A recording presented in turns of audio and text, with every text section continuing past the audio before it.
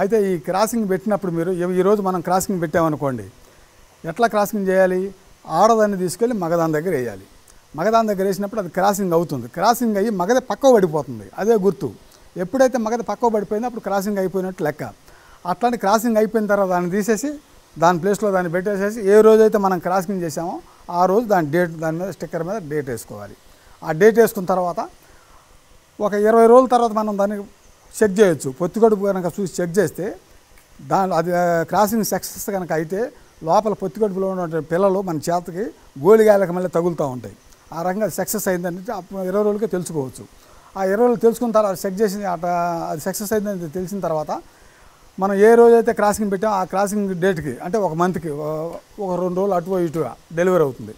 ఈ డెలివరీ అయ్యే ముందు మనం చేయాల్సిన పని ఏంటంటే ఈ నెట్ బాక్స్లు అని ఉంటాయి.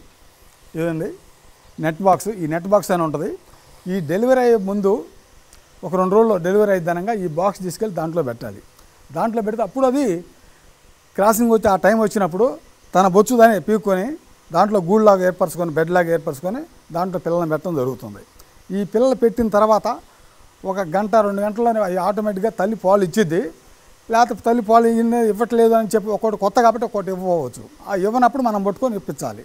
అట్లా కనుక మనం ఇప్పిస్తే అట్లా రకంగా చేసుకుంటే ఒక్కోటి యావరేజ్న అది ఒకటి 5 పెట్టిద్ది, ఒకటి 10 పెట్టిద్ది, 10, 12, 13 దాకా పెడతాయి. పెట్టినప్పుడు అయితే ఏంటంటే మనం యావరేజ్న 5 లెక్కేసుకోవాలి. యావరేజ్ కొన్ని మొటాలిటీ ఉంటుంది కాబట్టి యావరేజ్న ఒకటి ఎక్కువ పెట్టినా ఒకటి తక్కువ పెట్టినా 5 పిల్లలు లెక్కేసుకోవచ్చు మనం. ఆ రకంగా పిల్లలను ఈ పుట్టినటువంటి పిల్లలు 10 రోజుల దాకా కళ్ళు కూడా రావు. వాటికి 10 రోజుల తర్వాత కళ్ళు తెరుస్తాయి. ఈ 10 రోజులు కానీ తల్లి పాలు ఇస్తానే ఉంటుంది. తల్లికి మనం మంచిగా ఫుడ్ పెట్టినప్పుడు ఆటోమేటిక్గా పాలు తయారవుతాయి. ఈ తయారైనటువంటి పాలు బయటికి వెళ్ళిపోవాలా. బయటికి వెళ్ళకపోతే గడ్డ కట్టి దానికి నొప్పి చేసిద్ది. అందుకని అదేం చేసిద్ది, ఆ సేపు అనేది వచ్చినప్పుడు పోయి ఆ నెట్ బాక్స్లో పిల్లలు ఉంటాయి కాబట్టి పోయి పిల్లల దగ్గర కూర్చుంటుంది. పిల్లల పాలు తాగుతాయి. ఇది సృష్టి. అది దాని గొప్పతనం కదా, మన గొప్ప ఎవరికైనా అది సహజం. అది ప్రకృతి సహజం. అది ఆ రకంగా అది పిల్లల పాలు తాగుతాయి. అయితే ఇది పోయి కూర్చున్నప్పుడు ఈ 10, 12, 7 పిల్లలు ఉంటాయి కదా, ఒక్కో పిల్ల ఆ బాక్స్లో అటు పక్కన ఇటు పక్కన పడుకొని నిద్రపోతూ ఉంటుంది.